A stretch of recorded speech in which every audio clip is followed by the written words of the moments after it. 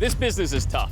Trust me, as a former dealer, I've been there. We were stuck doing wholesale with limited information. Why? Because nobody questioned it. But not anymore. In 2015, ACV Auctions was founded to provide a better auction experience, giving you unbiased condition reports, high-resolution views of the undercarriage, engine audio recordings, and so much more. And all of this in a 20-minute live auction. Get access to nationwide inventory, turn your inventory faster, and achieve a higher success rate. Sign up today. We're ACV Auctions, and you're in the driver's seat. Hello, and welcome to today's session, New Subprime Benchmarks, What the Past Means for the Future. Before we start, let's review a few items to help you participate during this event. Here is a sample attendee interface or control panel. You should see something like this on your own computer in the upper right corner. When you join today's session, you selected to join either by phone call or computer audio. If you'd like to change your selection, you may use the control panel to access your audio pane. You may submit text questions by typing into the questions pane of the control panel. Questions may be sent at any time. We will collect these and address them throughout today's presentation. When submitting your question, please indicate if you would like the question directed to a specific panelist or to all. A recording of the presentation will be available on demand through the convention portal within 48 hours. Handouts are available for download in the handout pane of your control panel. You may download anytime during the presentation. Now, I would like to introduce Ken Chilson, President, Subprime Analytics. Hello, everyone. It's my pleasure to moderate this panel on the latest benchmarks for subprime auto finance. And I'm very pleased that we have a distinguished group of panelists with us today. All of these panelists contributed to the preparation of the benchmarks for 1999 2019, and also are going to give updates on everything today. The panelists are Chuck Bonanno. Chuck is Vice President of Business Development and Director of all the NIADA 20 groups. Brent Carmichael, who is moderator and instructor and consultant for NCM 20 groups. Stephen Carstens, who is audit partner for SEC CPAs based in Houston, Texas. Chris Macheca, who's Chief Operating Officer of PassTime. And Bill Neylan, who is CEO, President, and owner of Tax Refund Services that provides tax preparation and tax refund business for the subprime industry. So let's get started with each of the panelists. And our first question is, how did the pandemic impact originations and collections in the subprime auto finance business? And Chuck, would you lead us off with answering that question for us? Sure. Thank you, Ken. Very interesting. Certainly, geographics played a big part in people's ability to sell cars and collect money. I think we were all in a bit of shock mid-March when this started going down, and some people were prepared and some weren't. Most of my dealers in my 20 groups and the Buy Here, Pay Here 20 groups are at or near their budgeted originations for the year, with the exceptions of those who had long lockdowns, Pennsylvania and a few other states. And surprisingly enough, collections are near records. Through August, the customers are paying. The charge-offs have been down. I know some states are not allowing them, but overall, I think everyone's really pleased, but also very nervous because a lot of this may be artificial, may be tied to stimulus money and unemployment money, and we are all kind of in a wait-and-see mode as we finish up the fourth quarter this year. Very good, Chuck. Thank you very much. Brent Carmichael, what's your opinion on how the pandemic has impacted originations and collections? Well, very similar to what Chuck had mentioned. It was kind of geographic. The northeastern states obviously a little bit worse off than some of the other ones. Again, collections, I mean, if you'd have told us come March 13th what our collections would be like come June 30th or even this time of year, we never would have expected that it would have been this good. Don't know if I agree with Chuck. I don't know if it's necessarily all stimulus money. I think pride of ownership, believe it or not, for Buy Here, Pay Here customers has actually led to that strong collections. People needed their cars, so I think they wanted to pay for them a little bit more. But Again, very similar to Chuck. Looking forward to the fourth quarter and see how this all works out. Very good. Thank you very much, Brent. And Chris Macheca, what did you see from PassTime's perspective about how the pandemic impacted origination and collections? Yeah, I think like the others, really, the industry held up well. I think the biggest impact on originations has actually been inventory or lack thereof. And that's been hard for dealers to get the inventory to then generate the originations. But other than that, the industry has done very, very well. So I would agree with what the other panelists had said. And I'll conclude by saying I agree with everything the panelists said from looking at subprime performance around the country. Two things that I'll add is one, it seems like the subprime consumer prioritized transportation and their car payment as they used what cash flow they had available to them. So I think that's very important. I think the second thing is that they want to spend less time in your dealership.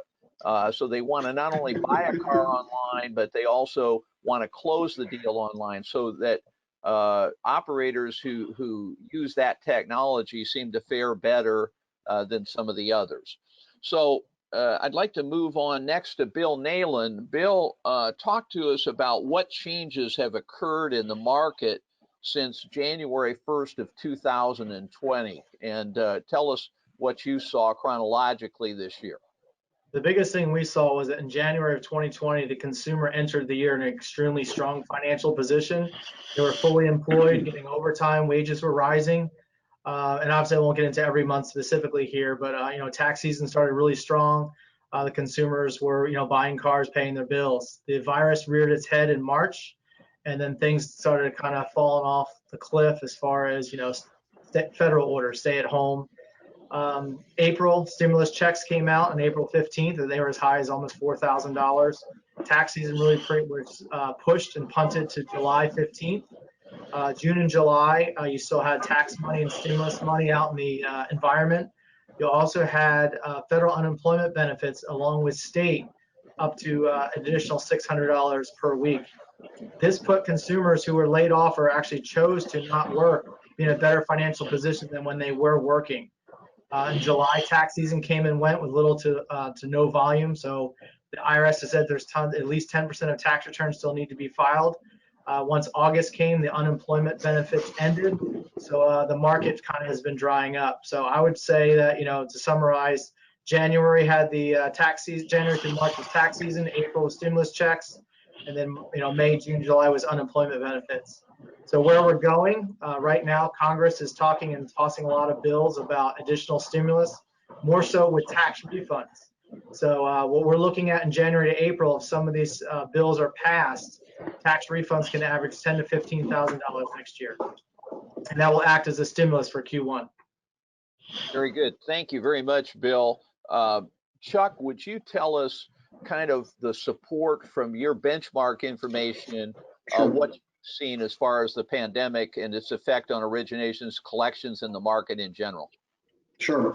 And Ken, the proprietary composites for our groups, just like Brent's are for his, they've shown June, July, and now August and September delinquency levels at or better than where they were 12 months ago, recency levels at or where they were overall, where they were a year ago.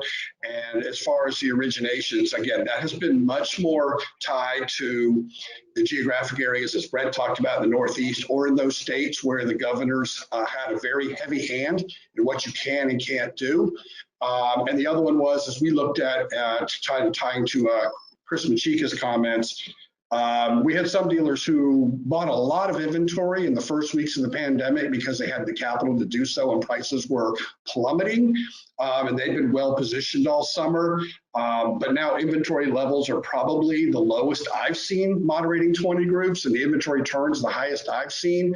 And that has cause for concern. I know starting probably mid-August, we started to see softening wholesale values and softening sales, which actually is kind of like halftime, and it might be a breather, and it might be good for everyone to kind of get caught up and get their arms around this thing, because it is unprecedented.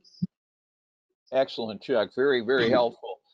Brent, why don't you talk about what you saw from NCM's perspective, and I'll put some of your one of your slides up here. Great, appreciate that, Ken. Yeah, Sure. I'm not going to go through these again. This was through June 30, and like Chris and Chuck have both mentioned, there's actually been some dynamic changes since then, starting July 1. I do agree with Chris that originations have tailed off the last couple of months because inventory availability.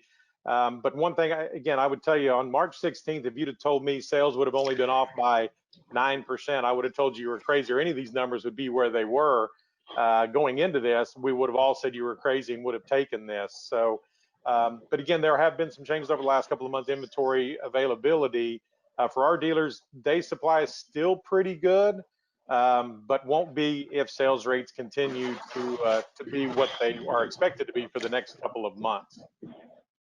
Okay, very good. Well, thank you very much, Brent. That's very helpful. Chris, I'll put your slide up here about what you saw from PassTime's perspective as you look at it from a GPS and a technology perspective. Yeah, I think efficiency is the most important thing, right? And just buckling down and making sure we get through this together. Embracing technology obviously is important. And then, as I said, the inventory has been difficult to get. So anything that you can find to help recover that inventory faster, more efficiently, and cost effectively should be on your radar. And communication with the consumer is so important right now. As they're not coming in as much, you're not having that face-to-face interaction, you need to make sure you're communicating. So embracing technology would be a huge step for dealers and lenders out there. Excellent, excellent. I definitely agree, Chris. Thank you. And Steve Carstens, I know you're looking at all the numbers as you work with Buy Here, Pay Here and subprime operators around the country. Just put your slide up. Go ahead and tell us what you're seeing as far as how the pandemic has affected everything. Yeah, thanks, Ken. We looked at some of the benchmark clients through June just to see how they're doing. And surprisingly, inventory cost is holding steady, but that's more of a function of dealers selling down inventory and not replacing it yet. So we haven't seen the increase in cost of sales that we expect to see. Bad debt has ticked up slightly, but not nearly what we thought it was. Operating expenses are up, but that's a function of losing 2 months sales back in March and April. So your operating expenses as a percentage of revenues are up. Allowance for doubtful accounts, that's up, but that's also a function of, I think some portfolios are shrinking. And so the allowance as a percentage of the portfolio has increased. The most interesting item here is the debt to assets. That has improved significantly. And I think dealers are actually cash flowing because of the strong collections and not replacing inventory right now. Dealers are cash flowing and they are paying down their debt. And I think that's the right thing to do because things could change on a moment's notice, and being conservative and reducing your debt levels is the right thing to do right now. Great, thank you very much, Steve. I'll comment now on the performance metrics that I've seen in subprime. I'll put the slide up here. What we are seeing is a couple of important things. First of all, we have seen some improvement in the pace of losses through the loss of liquidation of the CRR rate. We're definitely seeing some slowing down as dealers have tightened up on originations, and originations have been affected by the pandemic. The increase that you see in the default rate is the result of the fact that if you entered the pandemic with a lot of delinquency, operators have pretty much cleaned house and written those loans off, because if you weren't getting paid before the pandemic, you're not going to get paid during or after the pandemic. So we have seen a jump in default rate as a result of cleaning house. And we also, as we'll talk about later, have seen a shift somewhat in the business models where some dealers have gone to a lower cost vehicle and done some other things in order to reduce their net loss and to reduce the amount of capital that they're having to put in the market. So we'll talk about more of that here in just a few minutes. Chuck, I'd like to talk about what you've seen in your 20 groups about what has worked best for them. What things are improving their performance during these challenging times? Well, I will tell you that it kind of ties to Chris Macheca, technology. The ability for a dealer to not just market digitally, but to actually retail digitally and even deliver cars remotely. I had several dealers who were probably ahead of their time. They must have been predicting a pandemic where they just kind of plugged and played. They were ready to make these remote sales and truly market to the customer all the way to delivery. The other one was the ability to literally plug and play in the collection department remotely. We actually those of us who live in the either tornado alley or hurricane alley, we're kind of always prepared for these eventualities that we may be collecting from homes or remote places and have a DMS and have the connectivity and be able to access everything from homes. As a matter of fact, many of my dealers have been pondering that they may not go back to the full office model post-pandemic, that it works so well. I cautioned them that the results were good for everybody, whether they did it remotely or not. Hopefully we can look at the productivity of the collectors at home, but they were well prepared for that. And I think the PPP for our dealers, I know there was 30% of small businesses got a PPP, 64% of independent dealers, according to our surveys. And in my 20 groups, it was 97%. And the 3% who didn't are the ones who chose not to because they were too big and they were a little fearful. But that PPP really worked as it was supposed to, which was getting us through a short period of time, kind of bridged the gap of being back open again. Very good. Thank you very much, Chuck. Very helpful. And Brent, what about you? What perspectives did you see from your 20 group operators about what they're doing that's worked the best for them?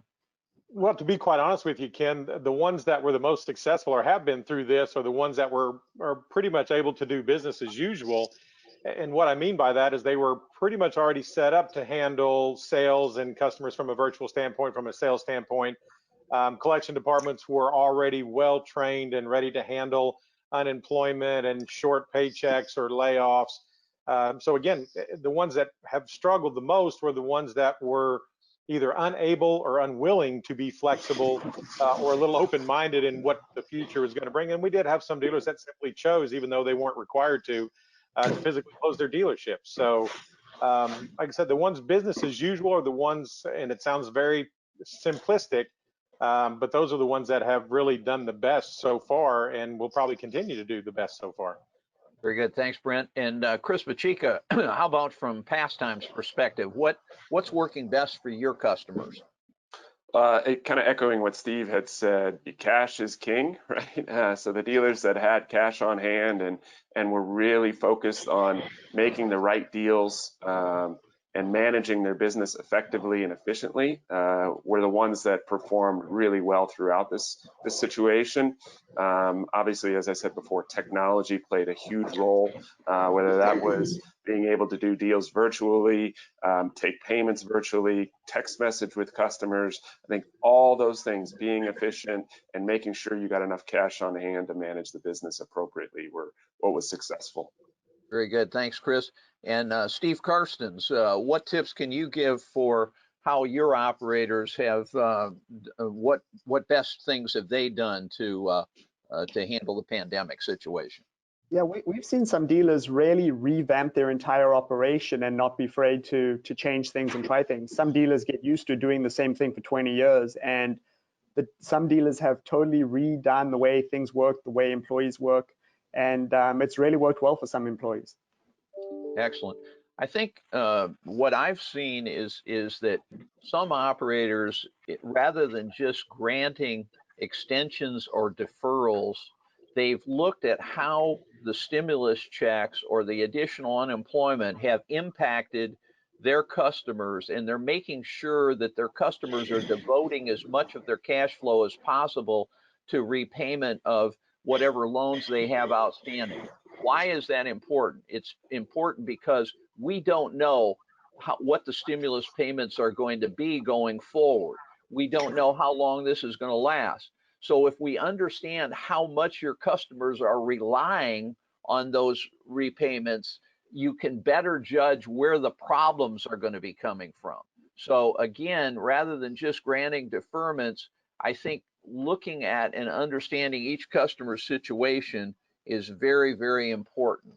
And Bill, I'd like you to give us your suggestions for how your customers can recover from the pandemic.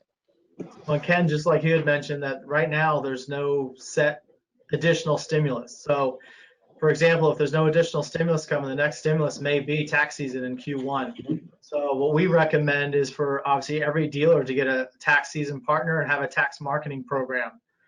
For retail dealers, that just means you just advertise in January, February, bring your W-2, drive out today, free tax preparation. A lot of dealers will say, hey, we'll do your taxes for free and match a refund up to $1,000. So that all works very well. For buy here, pay here dealers, they have a lot more to gain from it. They can start tax season today. And some of the advertising and marketing may be drive now, pay later, which drives a ton of traffic to the lot. So I'm predicting that once again, with lack of stimulus, the financial position of the consumer, as I mentioned in January of 2020, was extremely strong. And I think now that we're further into the year, as every day goes on, that consumer is being damaged financially and will be relying more and more on their tax refund that's coming this coming January. And then lastly, every buy here, pay here dealer should be asking their customers, would you like to better your deal, lower your payments or lower your term by utilizing a small portion of your tax return that you're receiving in January today? And those dealers can shrink their term by up to 20%. And Brittany, would you back up one slide, please, which kind of recaps what Bill has just said so that the attendees can see it? If you'd back up one slide, please. That's great. Thank you. It's a game changer. 85% of consumers would be willing, September, October, November, to pledge a small portion of their tax return to better their deal, lower their payments. And it's a game changer in the buy here, pay here industry. Very good. Bill, that's great. I know the tax season can be a big stimulus for these customers. So Chuck, talk to us a little bit about what suggestions you have for regaining market share and recovering from the pandemic. What would you recommend from your 20 group experience? Sure. Well, the first thing is going to come down to making sure you have sufficient capital to buy cars. Should the prices stay high? I think it's going to, I've read a lot and heard a lot of people talk about it's going to go right back down. I'm not sure that I follow that one, but I think you have to have the capital in place. I think you have to have your business right sized. It kind of ties to what Steve said is I think me and Brent have been, harping on our dealers for 20 years to make sure their overhead is as small as possible.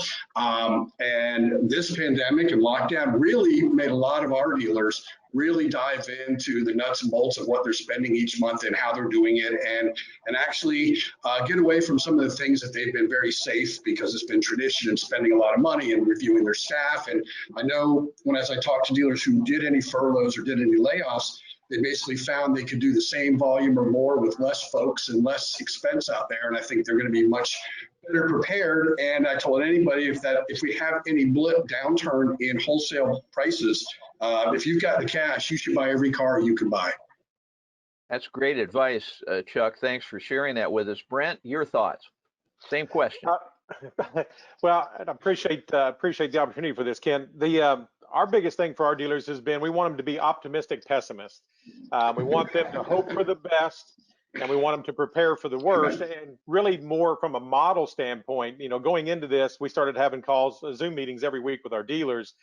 And I was telling them to prepare for 25, 33, maybe even a 50% reduction in sales, collections, or increase in charge-offs. And I needed them to model that ahead of time to truly understand, to everybody's point so far, if inventory doesn't come down, what does that look like? If I need to sell X number of cars, that means I'm going to have to take some more risk from an underwriting standpoint. What does that look like? So I think the way to come out of this and be successful is to be prepared as possible for as many scenarios as possible. Again, reduce sales, same sales, increased inventory, reduce down payments, higher charge-offs. I think that prepares them more. And then also to just question everything that they do, similar to what Chuck said. We've got to look at everything that we're doing and say, why do we do it this way? Why have we done it this way? And does it make sense at this point to continue to do it this way? Very good. Thanks very much, Brent.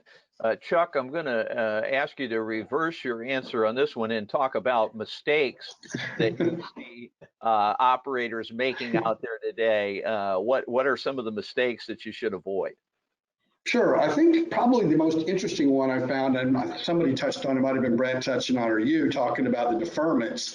My dealers who jumped ahead of that curve early April and beyond and started deferring accounts before they were needed to be deferred are all kicking themselves today because they got their customers in that mode of asking for deferments and partial payments, and they're the ones with the highest delinquency and charge-off over this compared to the ones who actually, a lot of my dealers, I'm sure Brent's going to nod his head, had lower numbers of monthly deferments than ever in the past few months.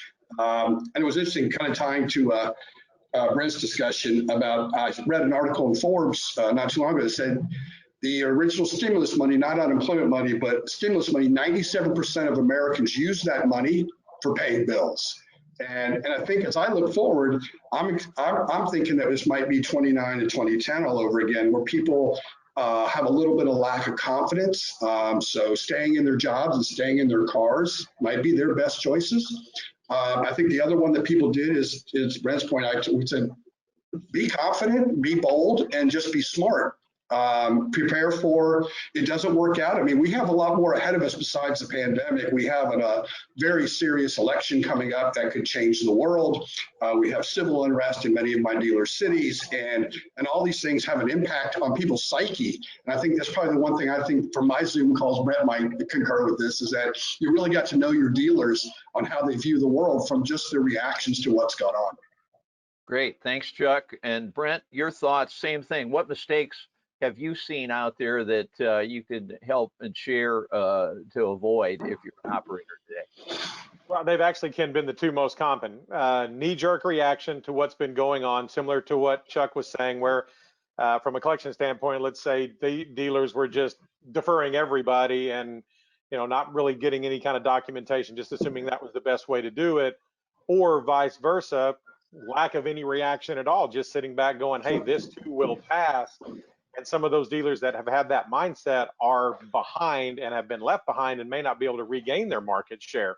So again, it's just the two most common mistakes that businesses make. Either they make a decision either with not enough data and too rash, or they just decide, you know what, I'm not going to do anything at all and all will work out in time. And I don't know that this is necessarily, things are going to go back to what we thought the normal was, like an 08, 09, where we may come out of this even stronger. I think we're pandemic proof. I think we've proven that.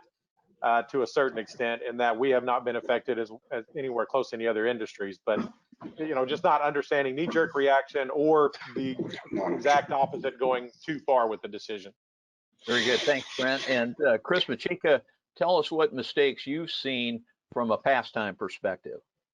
Well, I think early on we saw some on the buy here, pay here side, some dealers chasing business, maybe changing their underwriting, stretching a little bit, just in fear that they wouldn't have enough coming in. And I think that would be the biggest mistake that we've seen. I like Brent's comment, the optimistic pessimist, right? Be conservative, make sure you're continuing to operate the way you should. Don't do anything you wouldn't do in any other normal time.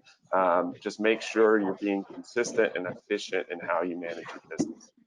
Great, thanks, Chris. Steve Carstens, talk about it, everything from a financial perspective. What mistakes are you seeing that have been most costly to operators? My biggest concern is how many dealers have been chasing the stimulus and unemployment money and doing deals that they may not have done otherwise. And I am interested to see if the bad debts prove later on that some of these deals were purely stimulus and unemployment money instead of a good, sound deal that a dealer should have done otherwise. Okay. Very good. Thanks, Steve. Chuck, I know you don't have a crystal ball, but I'm going to ask you to get one out anyway and tell us, how long can we really expect the pandemic to last? When is things going to change? How should we do that? Well, Chuck Fauci here, I'm going to tell you, it's going to be somewhere between November 4th and forever. I feel very confident in that answer. I think what's probably more important is that it is going to be forever in some degree. It's just going to be a matter of, I hate to use that term, that new normal, but are we going to get used to it? I have witnessed over the past 6 months that our attention span to really grip and look at this and watch the news 12 hours a day is already going away. We just said, you know what, I'm going to put it down and do the best I can. To Brent and Chris's point, I've told all my dealers, expect the worst. hope for the best, react quickly. And I think what's interesting is probably, and I think the other guys can agree when they talk to their dealers, I know Brent can, is this has been a very exhausting 6 months. I mean, it's like been harder to go to work every day, stay all day, buy a car, sell a car, keep your people safe. And so I think we're going to have a long period of time where we're going to have to pay very close attention and attention all the time. Very good, Chuck. Great. Steve Carstens, from a financial perspective, how long is this thing going to last? And are we going to have enough money to get through it all? Yeah, I mean, realistically, it'll be at least through 2021, just because producing a vaccine for billions of people will take time, even if you have a vaccine. So I think we need to plan at least through 2021, no doubt. But even then, people will not go back to normal right away. So people just need to be ready for, as Brent said, as Chuck said, the new norm, and continue, adapt in this adapted situation for the long term. Great. Well, and Steve, come back with a related question. What are operators that you're working with doing to increase their cash flow? And given the tighter supply of third-party capital, what are they doing to find the capital they need to continue? Yeah, so far they've seen decent cash flow because they haven't replaced that inventory and they've sold down their inventory and collections have been reasonable. So far they have had reasonable cash flow. So I think the smart dealers are reducing their lines of credit and reducing their dependence on the lines of credit, because I do think that there could be a banking issue in the near future with the mortgages and rent problems that we're seeing, and so cash flowing and hanging on to cash is important right now to prepare for the long term. Sounds like some great advice. So Bill, talk to us about what you are suggesting dealers do to improve their cash flow and get additional capital from a tax perspective. And we work with about 3,000 dealers every year, and our best dealers that we've been working with are actually utilizing what's called the irregular payment. The regular payment, by definition, is a balloon payment scheduled in the middle of the contract. As Chuck and Brent both had mentioned about deferments, our best dealers are not doing deferments. What they're doing is modifying the loan. And let's say, for example, someone gets sick and they're out for 4 weeks. They go back to work maybe with a reduced wage or minimum hours. They can make their weekly payments, but they have no way of making that 4-week delinquent balance. So our best dealers are modifying the loan and scheduling that balance for $1,000 or whatever that balance is for February the 28th in the contract. So they're collecting all their money near term without extending the term by 1 day. If you defer those payments to the end of the contract, they're not going to collect them at all. So that's number one. And number two, in sales as well, people are still struggling with down payment. Maybe not back in February, March, and April, but now as we go towards the end of the year, consumers are in a damaged position where they don't have much liquidity. So what dealers are doing is extending the term. Our dealers are using the irregular payment, taking $1,500 and scheduling it for February the 28th, and actually shrinking the term by up to 20%. So I'm sure Chuck and Brent can vouch for, if you shrink your term by 20%, what that does to a bottom line. And this is real cash. So if you sell 50 cars a month, 600 cars a year, $1,500, you're going to cash flow an extra over $1 million every February. And this isn't paper profits or funny accounting. This is real cash in the bank. So that's what our best dealers are doing and having great success with it. Sounds like some good advice, Bill. And I'll just say that as I've looked at operators, we have seen them tweak their business model somewhat, as I pointed out earlier, perhaps trying to compress the cash flow by increasing down payments and repayments, shortening the term and getting as much cash flow compacted as quickly as possible, and maybe buying a little less ACV vehicle so that they don't have quite the cash in deal that they had previously. And this next slide will show that graphically. As you can see here, since 2018, dealers have been settling for lower down payments, and we've been trying to encourage them to ask for more and get more down. And we finally went over $1,100 average down payment mid-year, and we also saw them reduce their ACV by about $300, and as a result, their cash in deal was less than it was at the end of 2019. So again, take a look at your business model, not just from a profitability standpoint, but is it efficient cash flow wise? Because capital is going to be tight in the next 12 months for sure. So Chris, talk to us a little bit about what tips you can offer operators in developing a strategic business plan as they go forward and try to come out from under the pandemic. Yeah, just kind of piggybacking on what you just said, Ken, on cash. I think the two most important terms for dealers in this environment are risk mitigation and efficiency, right? So whether that's lowering your cash in deal, lowering your debt, embracing technology on the efficiency side, so you can communicate with your customers. I think those are the two most important things when you're looking at your business plan for the future, is making sure that risk is managed appropriately and then being efficient with your overhead and your spending. I think those will be the things to look at for the future. Great, Chris. Those are important. Steve, financial perspective in developing your strategic business plan, what are your tips that you can offer operators? Yeah, I think plan conservatively, look at the cash. You know, what happens if your bank doesn't renew your line? Be prepared for those eventualities, and you know, yeah, just don't be so dependent on outside factors, and I think dealers will do okay. And Bill, your thoughts from a tax perspective of what to do from a strategic business plan. How can you maximize the upcoming tax season?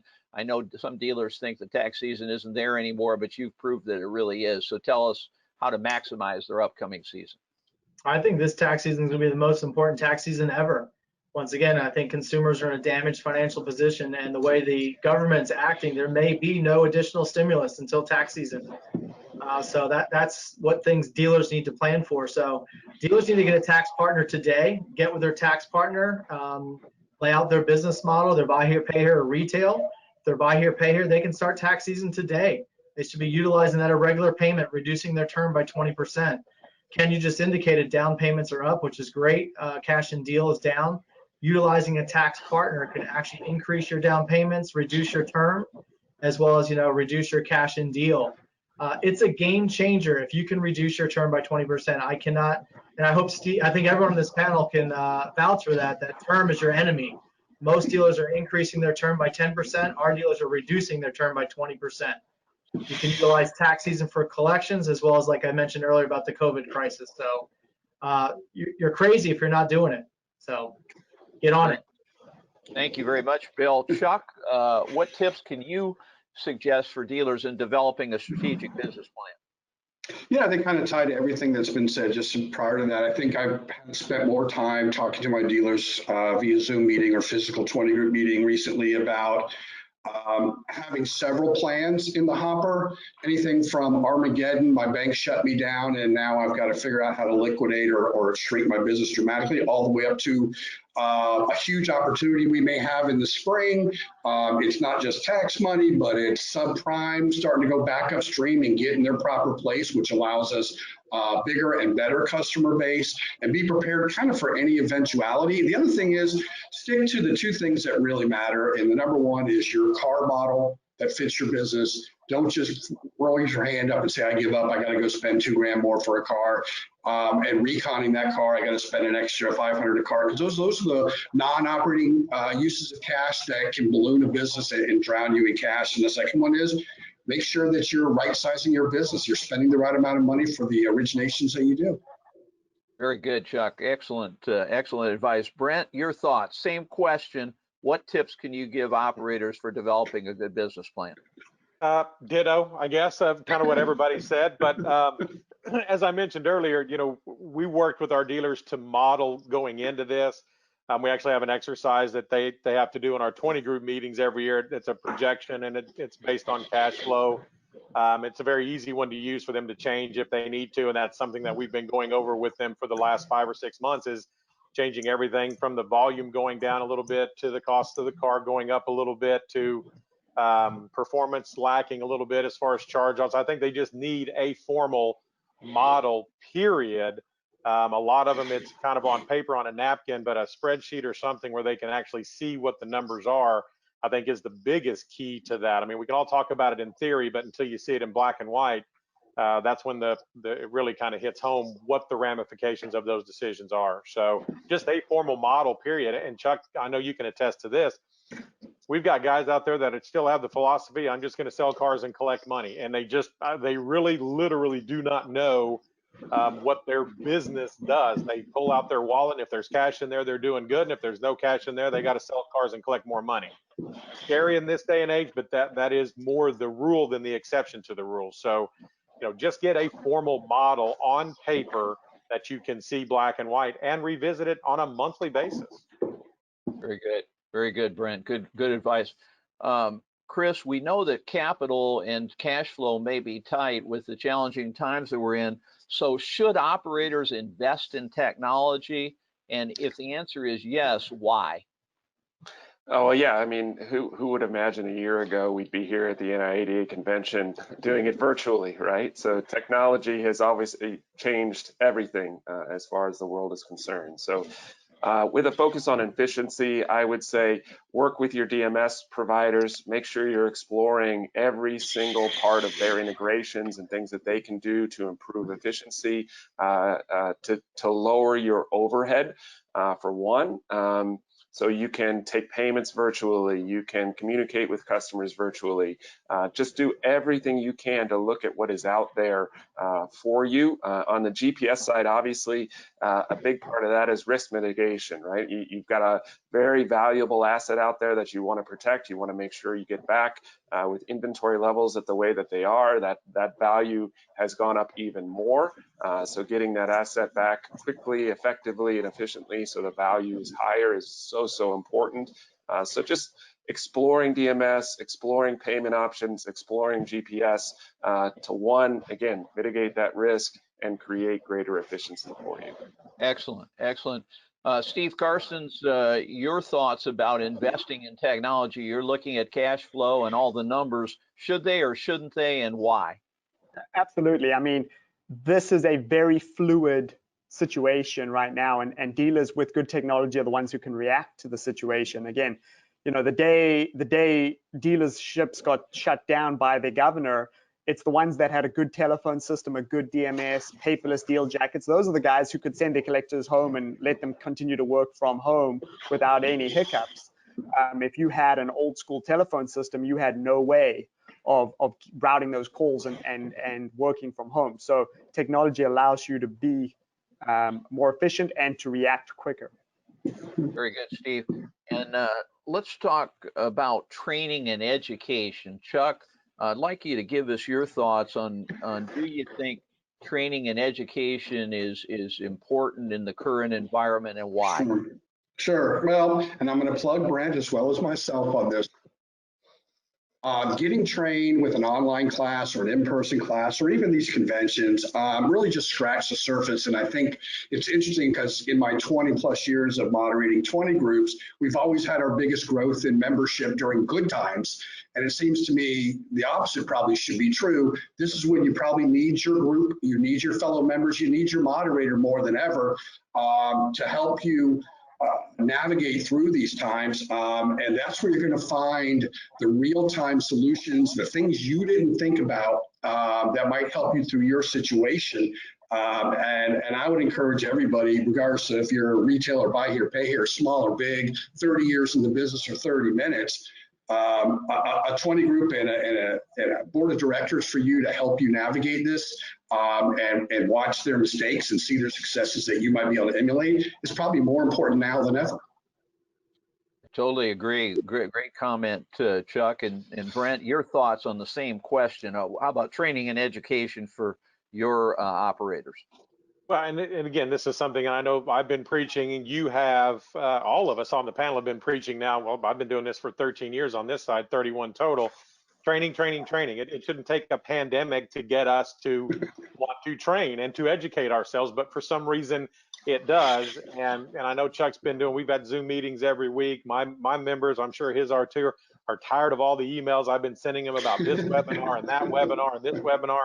I've sat through more webinars, Ken, you probably have as well, in the last 6 months, and I've sat through in the last 17 years of my life, that's for sure. But it is more important now than ever because times are changing. If nothing else, just to stay up. Equifax does a great one every other week. All of the PPP stuff, again, should not take a pandemic for us to train. And I'm sure Chuck has done the same. I've done more training in the last 5 or 6 months with my current dealer clients than I have literally in the last 5 years. Again, sad that it came to this. Hopefully, moving forward, this will be the new norm. And I hate that term as well. But I hope education is the key, as our new norm for all of our dealers moving forward. Great, thanks, Brent. Steve Carstens, are the dealers, in looking at the numbers, are they embracing training and education? What are your thoughts on that? They have to.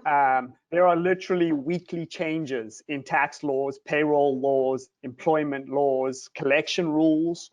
If dealers do not stay up to date in real time, they can get themselves in trouble. So they have to find a source of education and training and keep up with it in real time.